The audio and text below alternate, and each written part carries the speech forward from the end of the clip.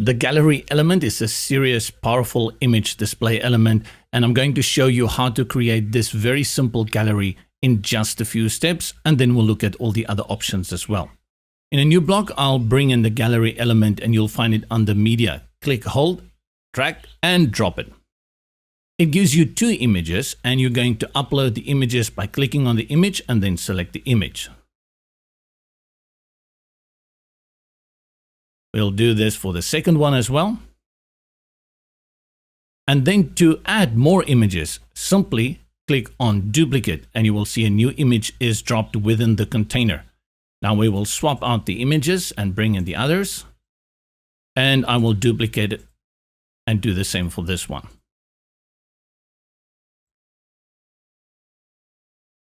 A few simple steps. And now to achieve the effect that I had shown you earlier, select the image and with the handlebar at the bottom, drag, select this one, and I'll drag it so that it can match the height of these. A great gallery built in absolutely no time. But there's much more to this gallery element, so let's have a look at that. First, let's go and have a look at what happens with the settings of the gallery element in general. From the settings, you'll have the padding and margin as well as your effects, and then the gallery setting itself, you can add tags if your image contains tags. I'll deselect it for now because I don't have tags, but the option is always there if you want to filter through them. Choose between one column or all the way up to 6.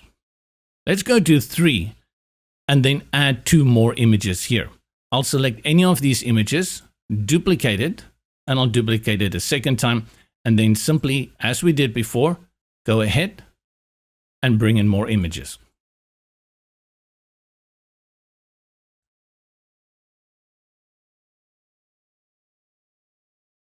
Next, I will drag it a little bit to bring it into the format that I'm interested in.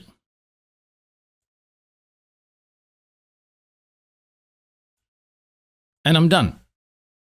In the event where I realize I actually want this image to be over here, I can select the image and from the options toolbar at the top, use the arrows to move it left or right until you get it into the position you want it to be.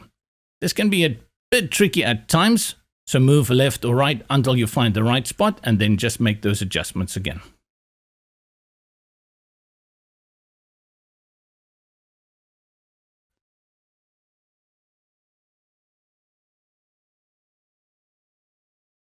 Working with images, it's important to understand that you still have full image control here. Select the image, go to the image setting, and you can see you can drag the focal point around to make sure that the part you want focused is always there. In case you need to zoom, you have that option as well. You can add filters as well as a mask. Same for overlay colors. You can apply nice effects here within your gallery, giving it a unique feel to your page and the color scheme that you have. And then remember, you have the link function as well, so each image itself can act as a link. 2 final settings to take note of within the gallery element, and that is that you can add spacing between the images to give it a little bit more of separation or bring it all close to each other, and activate the open in lightbox option if you want people to have a lightbox view when they go to the front end. Let's save this page and let's test it here on the front to see how the lightbox will work. I'll scroll down to my gallery element, select it, and there we go. I can cycle through the images. As always, you need to go into responsive view to see how this will display on those devices. You have again extreme control here. You go to the settings, you can choose how many columns. If you want 3 again, put it to 3. But let's say in this case you want it on 2, reduce a little bit of the spacing. And then what we can do, let's decrease this one. And we increase this one.